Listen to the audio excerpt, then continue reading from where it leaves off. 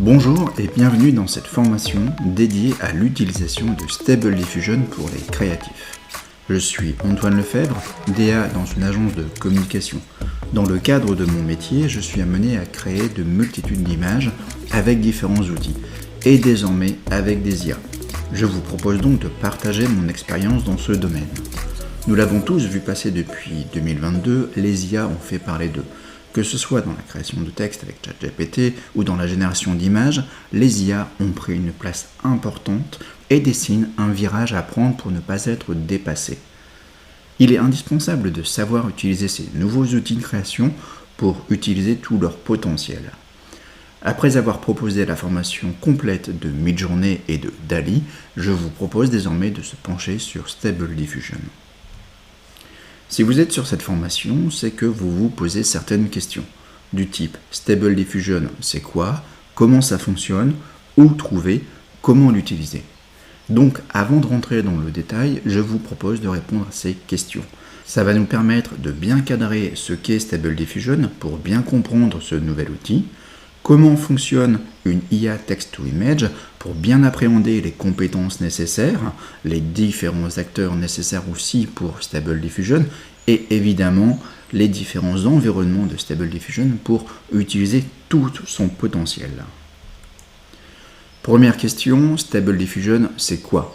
C'est une IA, une intelligence artificielle, l'une des plus populaires parmi DALL-E, Midjourney, Nightcafe. C'est donc une IA text-to-image, c'est-à-dire qu'elle génère des images à partir d'un texte descriptif, un peu comme un brief que nous ferions à un photographe. L'une des caractéristiques de Stable Diffusion en comparaison avec les autres IA concurrentes, c'est que Stable Diffusion est proposé en open source, c'est-à-dire qu'il est possible de s'approprier l'IA, de l'intégrer dans notre site internet ou même simplement de l'installer sur notre ordinateur. Nous le verrons plus tard dans la formation. Seconde question, comment ça fonctionne? Pour répondre à cette question, je ne détaillerai pas l'intérieur du moteur de l'IA, mais plutôt comment on l'utilise. Le process est assez simple, on commence par écrire un prompt, c'est-à-dire un texte qui va détailler l'image que nous aimerions obtenir. Ensuite, le bot Stable Diffusion va travailler pour générer selon vos préférences une ou plusieurs propositions d'images. Enfin, nous pourrons sauvegarder les images si nous en sommes satisfaits, les modifier ou encore ajuster le prompt pour générer de nouvelles images. Pour bien appréhender le fonctionnement, je vous propose de décomposer pour identifier les différents acteurs. Tout commence évidemment par l'utilisateur. C'est vous, c'est moi, ou n'importe quelle personne désirant créer une image. Cette personne se trouve devant un ordinateur proposant d'utiliser Stable Diffusion via une interface.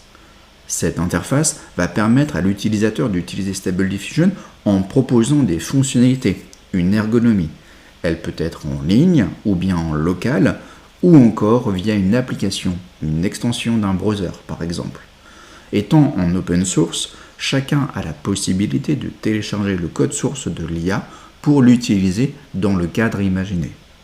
Cette personne utilise donc Stable Diffusion via une interface. Cette dernière fait appel à une version de Stable Diffusion.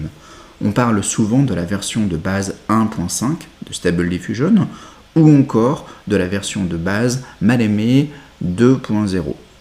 Il y a également les versions déclinées.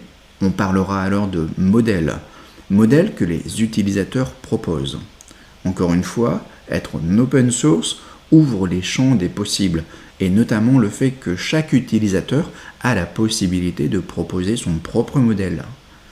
Je rentrerai dans le détail de chacune des versions et modèles un peu plus tard dans la formation. Gardez simplement en tête que chacune des versions a ses particularités et qu'elle a été éduquée, nourrie, alimentée avec différentes sources, ce qui implique un rendu différent. Enfin, en plus de la spécificité de chaque modèle, nous pouvons les coupler avec des extensions, des samplers, des algorithmes complémentaires à l'IA de Stable Diffusion.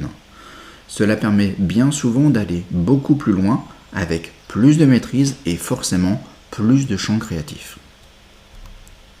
Dernière question, où trouver l'IA Stable Diffusion? Nous venons de l'évoquer, il est en open source. Nous pouvons donc l'utiliser à différents endroits, sous différents environnements.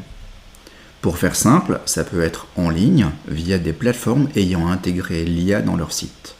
La plupart du temps, pour ne pas dire tout le temps, l'utilisation de ce genre de site est gratuite dans un premier temps, puis devient payant avec un principe de crédit après quelques utilisations. Seconde hypothèse, tout simplement en local sur votre ordinateur. À savoir, il est largement recommandé d'avoir une configuration puissante pour votre ordinateur. L'utilisation de Stable Diffusion va demander de la ressource pour générer les images et de la place pour stocker les modèles, les scripts, les images. Pour être complet dans mon explication, je me dois de citer une troisième option, celle des applications, des plugs ou encore des extensions. En effet, le statut de Stable Diffusion en open source permet à chacun de développer son propre outil intégrant Stable Diffusion. Dans ce sens, une extension à Photoshop a rapidement vu le jour.